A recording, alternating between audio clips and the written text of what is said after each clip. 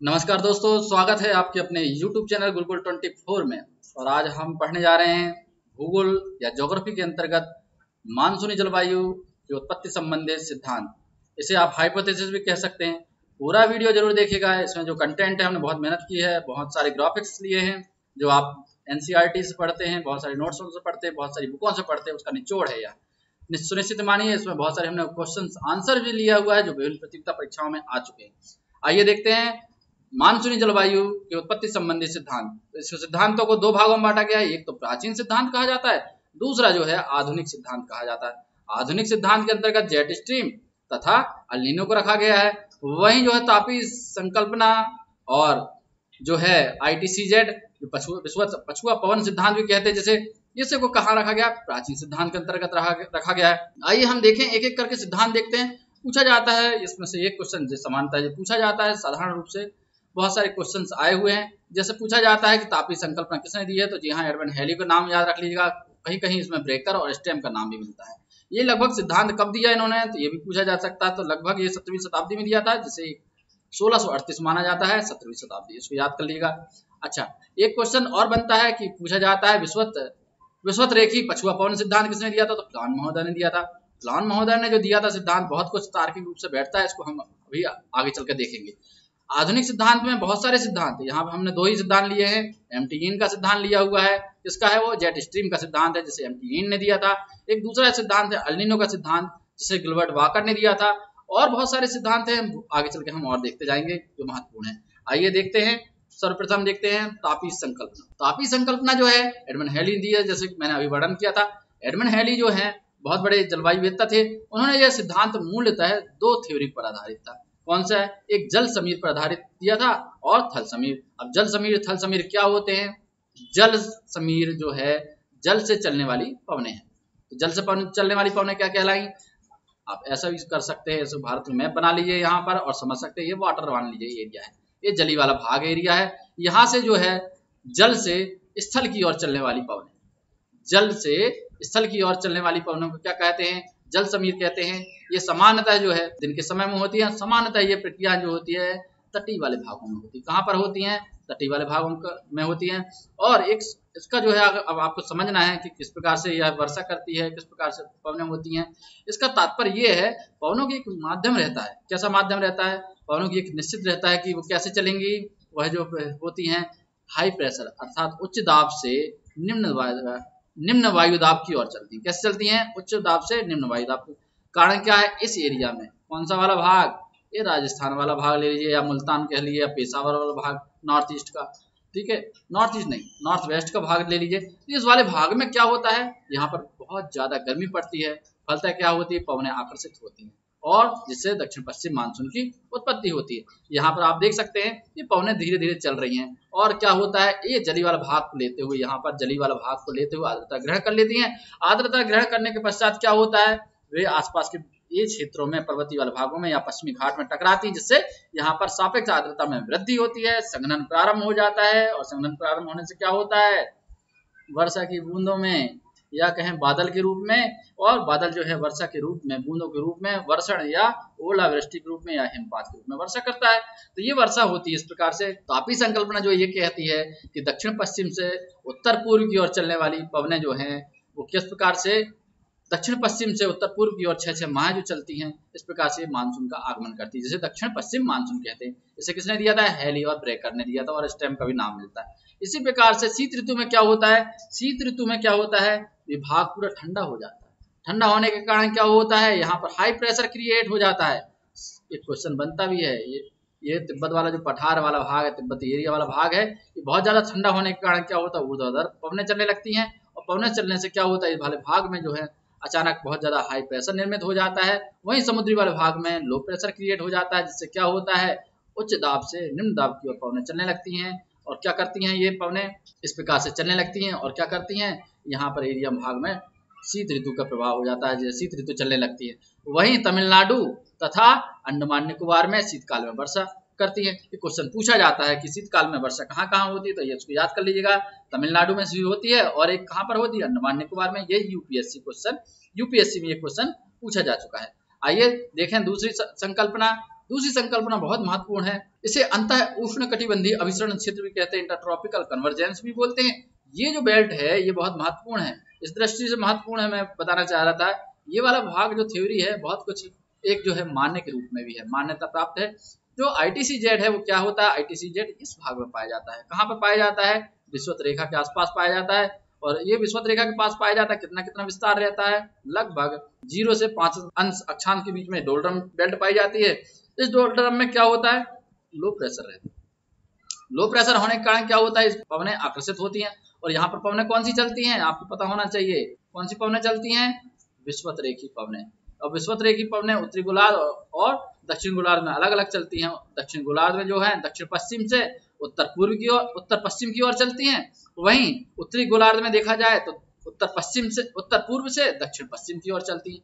ये पवनें में क्या होता है, इस जो प्लान ने जो थ्योरी दिया है, इस प्लान की थ्योरी के अनुसार इन्होंने ये कहा है कि जैसे जैसे जो है सूर्य उत्तरायण होता है, सूर्य उत्तर की ओर आता है, आपको पता है कर्क रेखा तक पहुंचता है, और कर्क रेखा कहाँ तक है, 23.5 अक्षांश तक है। 23.5 अक्षांश उत्तरी अक्षांश को क्या कहते हैं, कर्क रेखा कहते हैं, और 23.5 अंश दक्षिणी अक्षांश को क्या कहा जाता है, मकर रेखा कहा जाता है। सूर्य इन दोनों रेखाओं के बीच में होता है। जैसे ही सूर्य ताप जो है उत्तरायण की ओर होता है, उत्तर की ओर होता है, वैसे क्या होता है, ये पवनें जो है, व्यापारिक पवनें जो है दक्षिण गोलार्ध की वो पार कर जाती हैं। कहाँ पार कर जाती हैं, व्यापारिक पवनें कहाँ पार कर जाती है, दक्षिण गोलार्ध की व्यापारिक पवनें विषुवत रेखा को पार करके अपने कोरियलिस बल के अनुसार दाहिनी ओर मुड़ जाती हैं।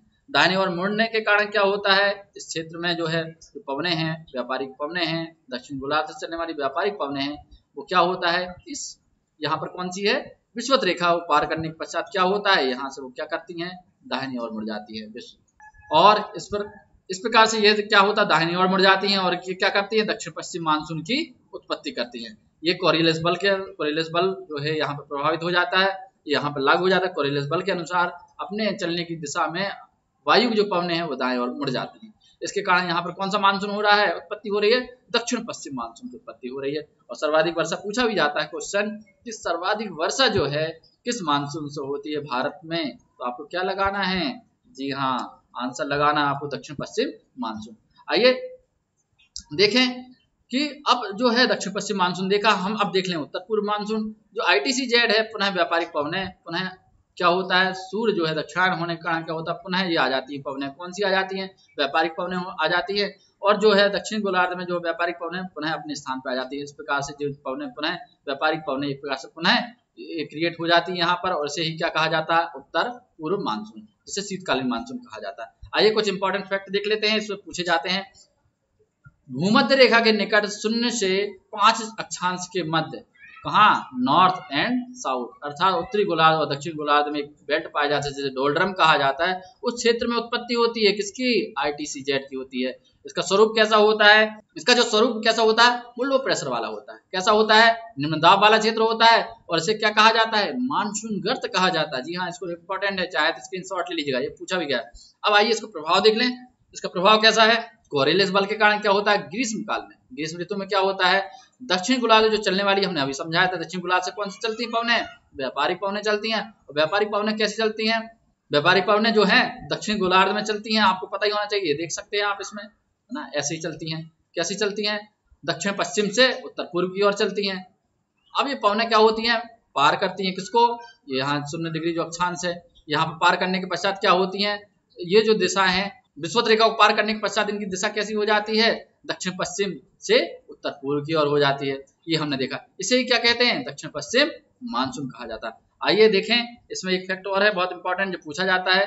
ITCZ जो है शीतकाल में क्या होता है, दक्षिण की ओर खिसकने के कारण क्या होता है, उत्तर पूर्व से दक्षिण पश्चिम की ओर आ जाता है, जिससे क्या होता है, उत्तर पूर्व मानसून की उत्पत्ति होती है, जिसे क्या कहा जाता है, शीतकालीन मानसून। चाहे तो आप स्क्रीनशॉट ले सकते हैं। आइए देखें एक और सिद्धांत, जेट स्ट्रीम। जेट स्ट्रीम का सिद्धांत बहुत महत्वपूर्ण है, बहुत सारे लोगों को ये बहुत कठिन लगता है, परंतु विश्वास मानिए आज से कम कठिन लगेगा।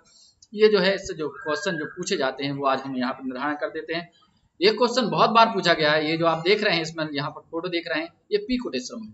पी कोटेश्वरम का नाम बहुत बार भारतीय मौसम वैज्ञानिक तो थे ही, ये क्या हुआ, WMO में भी एक प्रकार से वाइस प्रेसिडेंट भी रहे हैं, और जो जलवायु वेदता भी रहे हैं। इन्होंने ये जेट स्ट्रीम संबंधित सिद्धांत जो है, गिलबर्ट वाकर का है वैसे तो ये सिद्धांत, तो इन्होंने भी बहुत ज्यादा इन्होंने इस पर रिसर्च की थी। तो पूछा भी जाता है, ये क्वेश्चन बनता है कि किस जलवायु विविधता का योगदान जेट स्ट्रीम में है, तो आपको पता होना चाहिए। तो वो कौन है? पी कोटेश्वरम। ये यूपीएससी का क्वेश्चन आ चुका है, इसको आप चाहें तो नोट कर सकते हैं। इसकी खोज जो है वैसे तो द्वितीय विश्व युद्ध में 1945 में की गई थी, जब अमेरिका ने नागासाकी और हिरोशिमा में आक्रमण किया था। उस समय जो अमेरिकी विमान चालक थे उन्होंने देखा कि जो पवने की गति है उसके कारण कभी रुक रहा है, कभी तेज गति से वायुयान चलता है, तो उन्होंने जो पवना के रूप में नाम दिया था वो दिया था कौन सा? Jet stream. परंतु जो शब्द अगर देखा जाए, जो शब्द है जेट स्ट्रीम शब्द, वो सीजी रॉसबी ने दिया। किसने दिया था? सीजी रॉसबी ने। बहुत महत्वपूर्ण है, ये आ चुका है क्वेश्चन, आप चाहें तो इसको नोट कर लें। जेट स्ट्रीम सिद्धांत जो है एमटी का तो है, सिद्धांत किसने दिया? एमटी ने दिया, परंतु जो शब्द है, वर्ड है, सीजी रॉसबी ने दिया। ये बहुत इंपॉर्टेंट है। जी हाँ, आप इसको ऐसे भी याद कर सकते हैं दूसरे तरीके, जैसे हमने इसके पहले हमने जो पढ़ाया था मानसून, मानसून जो शब्द है वो तो अल-मसूदी ने दिया था। जी हाँ, अल-मसूदी ने दिया था। परंतु जो 6-6 माह की जो पवनें चलती थी भारत में, वो जो है जो 6-6 माह की जो पवनें चलती थी, उसको सबसे प्रथम पहले वर्णन किसने किया था? हिप्पलस ने। यहाँ ये भी क्वेश्चन आ चुका है यूपीएससी, आप इसको चाहें तो नोट कर लें। तो मानसून शब्द जो किसने दिया था? अल-मसूदी ने दिया था, जबकि उसका वर्णन जो है या दक्षिण पश्चिम या उत्तर पूर्व मानसून का जो है वर्णन किसने किया था? हिप्पलस ने किया था। इसी प्रकार से जेट स्ट्रीम शब्द का इस्तेमाल सर्वप्रथम किसने किया था? सीजी रॉसबी ने किया था, वहीं एमटी ने इसको सिद्धांत के रूप में दिया था। आइए देखें ये क्या है सिद्धांत के रूप में। ये पश्चिम से पूर्व चलने वाली एक उपोष्ण जेट स्ट्रीम है। भारतीय परिप्रेक्ष्य में बात कर रहे हैं। अब जो जेट स्ट्रीम है वो सर्पिलाकार कैसे चलती हैं? सर्पिलाकार में चलती हैं। अब जो सर्पिलाकार में चलती हैं, हाई प्रेशर भी होता है, इसमें लो प्रेशर भी होता है, तो इसके कारण ये सर्पिलाकार चलती हैं। आइए देखें इसकी जो गति है वो जो है पश्चिम से पूर्व की ओर है। आइए इसमें देखें क्षेत्र कौन सा है। लगभग 12 किलोमीटर की ऊंचाई पर पाई जाती है ये पवनें। पूछा भी जा चुका है कई बार क्वेश्चन कि जेट स्ट्रीम का प्रवाह कहाँ होता है। तो जी हाँ, जेट स्ट्रीम का प्रवाह देखिए, ये मैप दिख रहा है, ये जेट स्ट्रीम है, जो वायुयान चल रहे हैं। सामान्यतः जो वायुयान है इंटरनेशनल फ्लाइट है। कौन सी फ्लाइट है? इंटरनेशनल जो फ्लाइटें हैं, अंतरराष्ट्रीय जो उड़ानें हैं, वो सामान्यतः जेट स्ट्रीम का अनुगमन करती हैं, उनका फॉलो करती हैं, ताकि वो जो है उनकी गति में तीव्रता आ जाती है। जी हाँ, तो जो जेट स्ट्रीम जो है पश्चिम से पूर्व की ओर चलती हैं, इनका अनुगमन बहुत सारे यान करने के कारण इसका नाम जेट और स्ट्रीम से रखा गया। जी हाँ, जेट माने यान।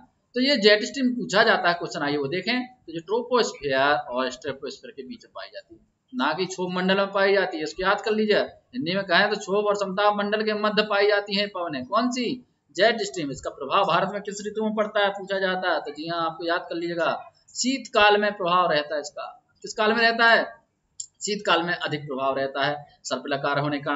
और ये कहाँ पर वर्षा करती है? भारत के रूप में अगर देखा जाए, सर्वाधिक वर्षा जो है पंजाब में करती है। कहाँ पे करती है? ये पंजाब में करती है। पंजाब, हरियाणा, आपने जो है उत्तर पश्चिम वाला भाग देखा होगा, वहाँ उत्तर पश्चिम वाले भाग में ये सामान्यतः क्या करती है? यहाँ पर बारिश करती है ना। ये आप चाहें तो यहाँ पर एक मैप डायग्राम कर सकते हैं। इस वाले भाग में जम्मू कश्मीर लेकर इस वाले भाग में क्या करती हैं? यहाँ पर वर्षा होती है, शीतकालीन वर्षा। इसे क्या कहा जाता है? जेट स्ट्रीम कहा जाता है। कहीं कहीं इसे वेस्टर्न डिस्टर्बेंस के नाम से माना जाता है, जिसे पश्चिमी विक्षोभ भी कहा जाता है। ये जो है जम्मू कश्मीर हो गया, उत्तराखंड हो गया, ये बहुत महत्वपूर्ण होता है। यहाँ की जो है ये क्वेश्चन बन सकता है। यहाँ पर जेट स्ट्रीम का जो प्रभाव है वो जो है किस फसलों में पड़ता है, ये क्वेश्चन आ सकता है। तो आप ये याद कर लीजिएगा, जेट स्ट्रीम का जो सर्वाधिक फसलों पर प्रभाव पड़ता है वो पड़ता है रबी की फसलों पर। इसको नोट कर लें। रबी की फसलों को याद करने का तरीका है, दो शब्द से बना है, रा और वा से बना हुआ है, तो दो शब्द हैं। तो दो शब्द से जो भी फसलें आएंगी वो कौन सी फसलें कहलाएंगी? रबी की फसलें कहलाएंगी। चाहे इसमें आप चाहें तो यहाँ पर लिख सकते हैं, जैसे चना हो गया, ठीक है, गेहूं हो गया ना, ये सब रबी की फसलें हैं। आप इसको याद कर सकते हैं दो वर्ड से ना, बहुत सारी फसलें होती हैं इस प्रकार के। खरीफ की फसलें, खरीफ में कितने शब्द हैं? 3 शब्द हैं, है ना, 1, 2 और ये 3 शब्द वाले जो शब्द आते हैं। ज्वार हो गया, याद कर लीजिए, ज्वार 3 शब्द है। मक्का हो गया, ये सब कौन सी फसलें हैं? खरीफ की फसलें हैं। खरीफ फसलें कब होती हैं? हमारा लास्ट वीडियो देख सकते हैं आप, उसमें हमने बहुत अच्छे से समझाया रबी और खरीफ की फसलें। आप चाहें तो इसको सब्सक्राइब कर लीजिए अगर आपको अच्छा लग रहा है वीडियो तो। साथ ही साथ आप पुराना वीडियो देखिएगा, उसमें मैंने पूरा समझाया हुआ है रबी और खरीफ फसलें, बहुत सारी ट्रिक के माध्यम से। आप इन ट्रिक को तो याद कर सकते हैं। मैंने बताया ना, 3 शब्द से जुड़ा हुआ है। ज्वार हो गया, मक्का हो गया, बाजरा हो गया, चावल हो गया, राहर हो गया। आप इसको जो है चावल को धान मत याद कर लीजिएगा, धान करेंगे तो 2 शब्द हो जाए, गड़बड़ कर देंगे, इसलिए थोड़ा सा माइंड लगा के याद करिएगा, टेक्निकल यूज करिएगा। आइए देखें इस पर सर्वाधिक प्रभाव जेट स्ट्रीम का किस फसल पर पड़ता है? रबी की फसलों पर पड़ता है। आइए देखें अगला, इसके प्रकार। किसके प्रकार देख रहे हैं? हम पढ़ रहे हैं जेट स्ट्रीम। जी हाँ, जेट स्ट्रीम 3 प्रकार का होता है। एक पूर्वी जेट स्ट्रीम होता है, दूसरा होता है उपोष्ण जेट स्ट्रीम। पूर्वी जेट स्ट्रीम जो है, हम एक जो थ्योरी के रूप में देखें तो 8 से 8 अंश अक्षांश। अच्छा, अब कई लोग कहते हैं जेट स्ट्रीम जो है उत्तरी गोलार्ध में बस चलती हैं, कुछ लोग कहते हैं दक्षिण गोलार्ध में चलती हैं। तो जी हाँ, दोनों की याद कर लीजिए। 8 अंश से 35 अक्षांश के मध्य चलती है। कहाँ से कहाँ? 8 अंश अक्षांश से 35 अंश अक्षांश तक की चलती हैं। इसको क्या कहते हैं? इसको पूर्वी जेट स्ट्रीम कहा जाता है। और जो जेट स्ट्रीम कैसी चलती है? पश्चिम से पूर्व की ओर। इसको बना लीजिएगा, यहाँ डायग्राम कर लीजिएगा ताकि याद रहे। हम जो हमारी जो कैपेसिटी रहती है, हमारा जो माइंड है वो कैसा रहता है? विजुअलाइजेशन को समझता है। आपको फिल्म को, आप 3 घंटे की फिल्म देख के आते हैं, उसको याद करते हैं क्या? नहीं ना, वो तो विजुअलाइजेशन रहता है, तो आप याद हो जाती। तो आप जितना कोशिश करें, जितना ज़्यादा विजुअलाइजेशन से, डायग्राम के माध्यम से, ज्योग्राफी कुछ और नहीं है, डायग्राम, चार्ट और मैप का खेल। जिन्होंने इस पर मेहनत कर लिया वो आगे बढ़ जाएगा। आइए, हमारी बात चल रही थी जेट स्ट्रीम पे। तो पूर्वी जेट स्ट्रीम कहाँ प्रभाव? 8 से 35, परंतु भारत में इसका प्रभाव नहीं है। इसका प्रभाव है उपोष्ण जेट स्ट्रीम का। जी हाँ, जो सेकंड नंबर की है, ये पूछा भी गया है निम्नलिखित में से। यूपीएससी का क्वेश्चन है, कौन सी जेट स्ट्रीम का प्रभाव भारत की जलवायु पर पड़ता है? तो इसको याद कर लीजिएगा, कौन सी जलवायु का प्रभाव पड़ता है, कौन सी जेट स्ट्रीम का प्रभाव पड़ता है? उपोष्ण जेट स्ट्रीम। इसको याद कर लीजिएगा बहुत अच्छे से। आइए, तीसरी जो है वो ध्रुवी जेट स्ट्रीम है, वो 30 से 70 अक्षांश के मध्य पाई जाती है। आइए अगला क्रम देखें। अब हम पढ़ने जा रहे हैं भारतीय जलवायु को प्रभावित करने वाले कारक। हम पढ़ने जा रहे हैं, विभिन्न प्रकार के सिद्धांत देख रहे हैं, कौन कौन से मानसून को प्रभावित करते हैं। आइए देखें, ये सिद्धांत के रूप में एक अल नीनो है। आइए देखते हैं अल नीनो। अल नीनो क्या होता है? आप देख रहे हैं दक्षिण अमेरिका, ये दक्षिण अमेरिका देख लीजिए, याद कर लीजिए, मैप रख लीजिए साथ में, या एटलस लेके बैठ जाएं। नहीं भी बैठ पा रहे हैं तो कोई बात नहीं, यहाँ से समझ में आ जाएगा। ये क्या है? यहाँ पे आप देख रहे हैं डायग्राम के रूप में, ये दक्षिण अमेरिका है। ये दक्षिण अमेरिका में यहाँ पर एक धारा चलती है। कौन सी जलधारा चलती है? आप चाहें तो कमेंट बॉक्स में यहाँ लिख के बता सकते हैं कौन सी जलधारा चलती है। कहाँ पर मैं पूछ रहा हूँ? पेरू और हमबोल्ट के पास कौन सी जलधारा चलती है? यहाँ पर चलती है हमबोल्ट की जलधारा। पेरू और इक्वेडोर के पास कौन सी चलती है? हमबोल्ट। हमबोल्ट की जलधारा जो है ठंडी जलधारा है, बहुत प्रभावित करती है, और यहाँ पर मत्स्य उत्पादन भी होता है। कारण क्या है? गर्म और ठंडी जलधारा का मिलन स्थल भी है। अब यहाँ पर जो ठंडी जलधारा जो बह रही है, ये देख रहे हैं आप मैप के माध्यम से, ये कौन सी जलधारा है? हमबोल्ट या पेरू की ठंडी जलधारा। परंतु क्या होता है, 4 से 5 वर्ष के मध्य, 4 से 5 वर्ष या 5 से 10 वर्ष के बीच में कभी भी यह जो होता है, ये जलधारा का कैसे स्वरूप परिवर्तन होता है वो देख रहे हैं। तो हमबोल्ट की जलधारा है, या कहें उसको क्या कहते हैं, इसको पेरू की जो जलधारा है वो ठंडी है। इसकी प्रकृति कैसी है? ठंडी है। ठंडी होने के कारण हो रहा है, यहाँ पर हाई प्रेशर बना हुआ है, उच्च दाब का बना हुआ है। ये उच्च दाब यहाँ इस एरिया में बनता है, पूरा का पूरा उच्च दाब बनता है। परंतु अचानक क्या होता है, इस एरिया में एक गर्म जलधारा जो पश्चिमी विस्वती धारा जो चलती थी, वह इसका प्रभाव बहुत आगे बढ़ जाता है, और प्रभाव होने के कारण क्या होती है, हमबोल्ट जलधारा के ऊपर चढ़ जाती है, और ये जलधारा को क्या करती है? ठंडी को गर्म कर देती है, जिसके कारण यहाँ पर क्या होता है? लो प्रेशर निर्मित हो जाता है। कहाँ पर होता है लो प्रेशर? इस एरिया में लो प्रेशर, जिससे क्या होता है? मानसून का जो है कमजोर होने लगता है, क्योंकि यहाँ पर लो प्रेशर होने का क्या होता है? पवनें इस तरफ की और खिंचने लगती हैं। तो इसके कारण क्या होता है? अल नीनो का प्रभाव बनने लगता है। आइए इसको देखें, अल नीनो को किस प्रकार से प्रभावित कर रहा है, किस प्रकार के इफेक्ट पूछे जाते हैं। सर्वप्रथम देखें कि कहाँ पर है? प्रशांत महासागर में है। प्रशांत महासागर और हिंद महासागर के ऊपर क्या होता है? सीसा की स्थिति बनती है। सीसा क्या होता है? एक प्रकार से यहाँ पर हमने वर्णन कर रहे थे, हाई प्रेशर और लो प्रेशर का अंतर आ जाता है। कहाँ पर? ये कौन सा महासागर कहलाया? ये प्रशांत महासागर है। और वो हिंद महासागर के जो है उस एरिया में जो है, इनके दाब में अंतर आ जाता है। प्रशांत सागर के ऊपर जो है हाई प्रेशर बन जाता है, उच्च दाब बन जाता है, जब हिंद महासागर के ऊपर क्या हो जाता है? लो प्रेशर पाया जाता है, जिससे क्या होता है? मानसून अनुकूल हो जाता है, भारत के मानसून उसके लिए अनुकूल हो जाता है। परंतु अल नीनो क्या करता है? विपरीत स्थिति निर्मित करता है, हाई प्रेशर की जगह क्या कर देता है? यहाँ पर लो कर देता है। ठीक है, कारण क्या है? गर्म जलधारा, गर्म हो गए तो क्या होगा? लो प्रेशर निर्मित होगा। फलतः क्या होगा? ये हिंद महासागर से पवनें इस तरफ की ओर आकर्षित हो जाती हैं, जिससे क्या होता है? मानसून कमजोर होने लगता है। इस प्रकार से ऑस्ट्रेलिया की और मानसून की जो जलधारा यहाँ से इस तरफ की ओर अग्रसर करने लगती हैं, जिससे क्या होता है? भारतीय मानसून कमजोर पड़ जाता है। अच्छा, एक फैक्टर जो पूछा जाता है, जैसे दक्षिण दोलन और वाकर चक्र के नाम से भी जाना जाता है, इसको आप याद कर लीजिएगा। भारतीय मानसून के लिए तो अनुकूल तो है ही। आइए देखें, अल नीनो को जो है सर्वप्रथम खोज किसने की थी? वो गिलबर्ट वाकर ने की थी। किसने की थी? गिलबर्ट वाकर ने। ये पूछा गया है, इसलिए इसको स्क्रीनशॉट ले लीजिएगा या नोट कर लीजिएगा। आइए देखें, इसका उद्गम मैंने अभी बताया 4 वर्ष से लेकर 10 वर्ष के मध्य एक बार होता है, और बहुत प्रभाव करता है भारतीय मानसून पर। इसका क्षेत्र जो है अभी मैंने वर्णन किया था, कहाँ पर है? प्रशांत महासागर में। प्रशांत महासागर में कहाँ पर? पूर्वी प्रशांत महासागर में है, और इक्वेडोर और पेरू के निकट में है। और वहां पर किस प्रकार से हो जाता है? उष्ण या गर्म जलधारा के रूप में परिणत कर देता है। जो ठंडी जलधारा बह रही थी हमबोल्ट के रूप में, वो गर्म जलधारा के रूप में बहने लगती है, और इस प्रकार से अल नीनो का उद्गम होता है। अब आइए कुछ और चीजें देखें अल नीनो के बारे में। इस अल नीनो जो है पेरू का जो प्रभाव है देखें तो पेरू के निकट क्या हो रहा है ये देखें। अगर इसको यहाँ पर देखें तो ये पेरू के निकट जो है क्या हो रहा है, हम्बोल्ट की जो ठंडी धारा को क्या कर देता है, प्रतिस्थापन कर देता है। बहुत इंपॉर्टेंट है, ज्योग्राफिकल भाषा है। तो प्रतिस्थापन मतलब उसको क्या कर देता है, जो ठंडी जल धारा था उसको क्या कर देता है, गर्म कर देता है। तो उसके कारण क्या होता है, इस क्षेत्र में क्या होता है 10 डिग्री टेम्परेचर क्या हो जाता है, इंक्रीज हो जाता है, बढ़ जाता है। ठीक है, जिससे क्या होता है इस क्षेत्र में लो प्रेशर बन जाता है।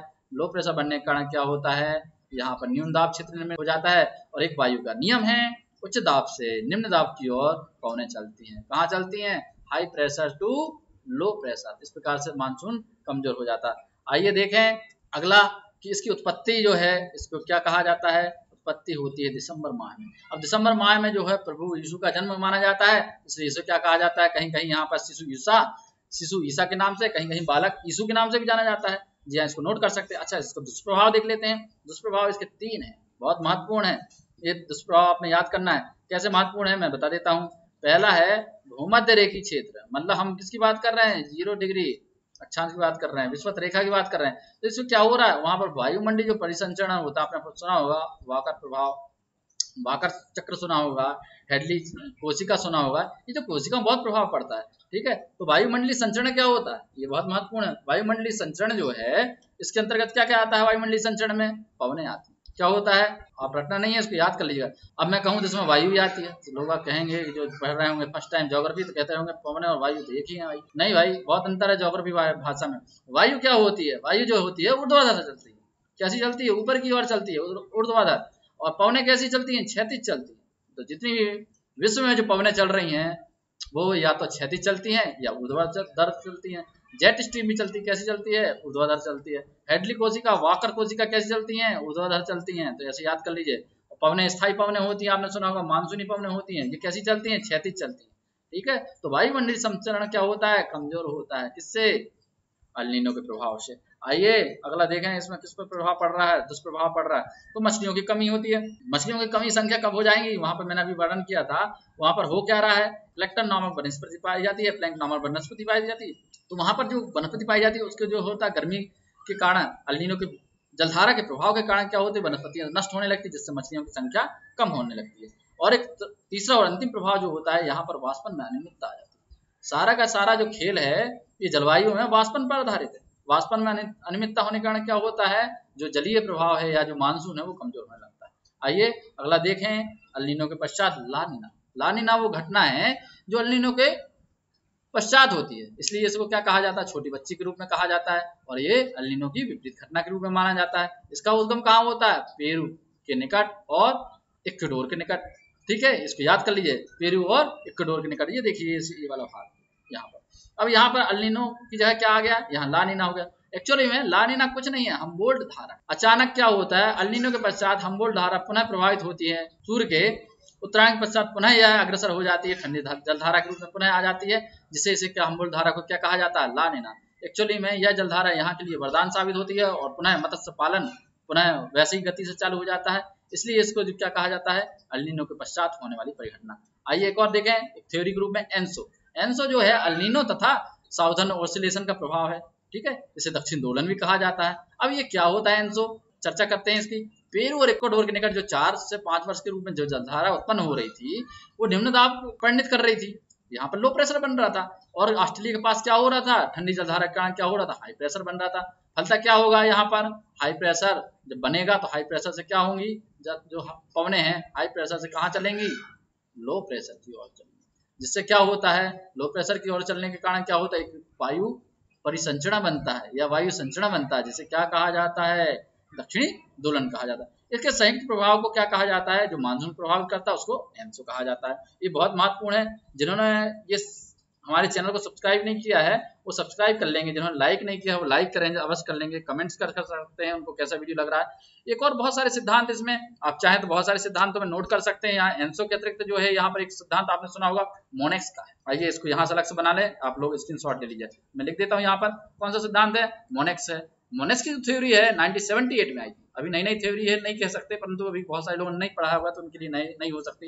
ये संयुक्त थ्योरी है। संयुक्त थ्योरी कैसी है, संयुक्त थ्योरी तब मानी जाती है जब दो देशों के मध्य की थ्योरी हो। तो जी हाँ, इंडिया एवं किसने दिया था? रूस ने दिया था। ठीक है, तो मोनेक्स जो थ्योरी है वह तापांतर पर आधारित है। एक्चुअली में जो पूरा तापांतर पर आधारित पूरा सिद्धांत भी है। तो मोनेक्स जो थ्योरी है वो 1978 में दिया था, और इंडिया और रूस की थ्योरी है, और क्या है, किस पर आधारित है? तापांतर पर आधारित है पूर्णतः। ठीक है, कर्क रेखा और मकर रेखा पर आधारित, किस प्रकार से सूर्य का उत्तरायण और दक्षिणायन होता है, और उससे क्या होता है, तापमान में परिवर्तन होने के कारण वायु की दशाओं में परिवर्तन होता है, और जिससे वर्षा की निर्मित होती है। एक और आजकल आपने देखा होगा थ्योरी का नाम सुना होगा, फाइन लेटर जोन के नाम से। फाइन लेटर जोन क्या होता है? जो मोजाम्बिक जलधारा है, आपने सुना होगा, दक्षिणी गोलार्ध में ब्राजील के नीचे एक देश है, दक्षिण अमेरिका में ब्राजील है, ब्राजील के पास में एक नीचे देखेंगे दक्षिण की ओर एक मोजाम्बिक है।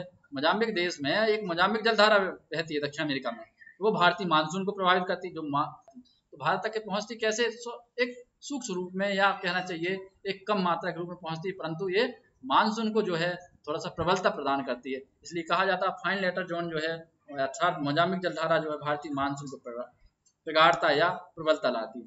बहुत बहुत धन्यवाद, आप लोगों ने बहुत अच्छे से हमारे वीडियो को देखा। आइए थोड़ा सा सारांश देखें, हमने आज क्या क्या पढ़ा। हमने जो है यहाँ पर, आइए सारांश के रूप में देखें। हमने जो देखा, मानसून को उत्पत्ति संबंधी बहुत सारे सिद्धांत देखे। उन मानसून की उत्पत्ति संबंधी सिद्धांत में हमने आधुनिक थ्योरी देखी, और कौन सा देखा? आधुनिक सिद्धांत देखे और प्राचीन सिद्धांत देखे। दोनों सिद्धांतों को आपको अवश्य पसंद आया होगा, और हमें कमेंट्स करके बताएं कि आपको किस प्रकार से यह सिद्धांत अच्छा लगा। साथ ही विभिन्न प्रकार के जो क्वेश्चंस हैं यहाँ पर लिखे हुए, जो क्वेश्चंस दिख रहे हैं, इनके आंसर अवश्य बताएंगे। और बहुत बहुत धन्यवाद आपका, आपने बहुत अच्छे से हमारी वीडियो को सुना और देखा। कुछ जो संभावित प्रश्न हैं वो हमने यहाँ पे स्क्रीनशॉट दिए हैं, इनके आंसर आप अवश्य बताइएगा। जय हिंद, जय भारत।